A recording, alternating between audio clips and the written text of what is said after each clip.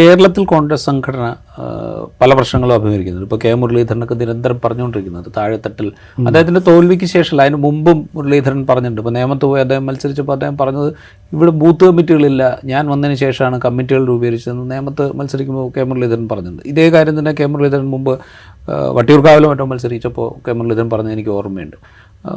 പല നേതാക്കളും അത് പറയാറുണ്ട്. തരൂര് പറഞ്ഞിട്ടുണ്ട്. അപ്പോൾ പ്രിയങ്ക ഗാന്ധി കേരളത്തിൽ നിന്ന് ഒരു MP ആവുന്നു എന്നുള്ളത് സംഘടനാ തലത്തിൽ താഴെത്തട്ടിൽ കോൺഗ്രസിനെ കുറെ കൂടെ ബലപ്പെടുത്താൻ സഹായിക്കും എന്ന് തോന്നുന്നുണ്ടോ? ഇത് തോന്നുന്നില്ല. കാരണം ഇത് പ്രിയങ്ക ഗാന്ധി കേരളത്തിൽ വന്നിട്ട് കേരളത്തിലെ ഒരു ഓളം ഉണ്ടാക്കും, ഒരു ഓളം ഉണ്ടാക്കുക എന്നുള്ളതാണ്. അത് ഇങ്ങനെ അതിന് മുകൾ തട്ടിൽ മാത്രം നിലനിൽക്കുന്ന കാര്യമാണ്. ഈ സംഘടന കെട്ടിപ്പടുത്തുക എന്നുള്ളത് ബൂത്ത് തലത്തിലുള്ള കമ്മിറ്റികളുണ്ടാക്കി വളരെ സിസ്റ്റമാറ്റിക്കായിട്ട് പ്രവർത്തിക്കുന്നു എന്നുള്ളത് വേറൊരു രീതിയാണ്. സുധാകരൻ വന്ന സമയത്ത് അദ്ദേഹം പറഞ്ഞ സെമി കേഡർ സിസ്റ്റം കൊണ്ടുവരിക, പക്ഷെ അത് എവിടെയും എത്തിയിട്ടില്ല എന്നുള്ള യൂണിറ്റ് കമ്മിറ്റികൾ അങ്ങനെ ഒരു സിസ്റ്റം.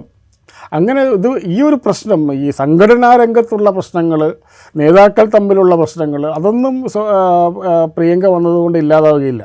പക്ഷേ മൊത്തത്തിൽ ഒരു കോൺഗ്രസ് എല്ലാ കാലത്തും ജയിക്കുന്നത് അങ്ങനെയുള്ള ഓളങ്ങളുകൊണ്ടാണ്. ഈ പ്രശ്നങ്ങളൊക്കെ നിലനിൽക്കുമ്പോഴാണ് കോൺഗ്രസ് വിജയിച്ചിട്ടുള്ളത്.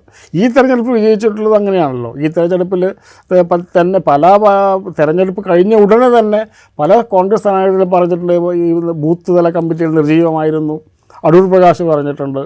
പക്ഷേ അങ്ങനെ നിലനിൽക്കുമ്പോൾ കോൺഗ്രസ് ജയിക്കുന്നു.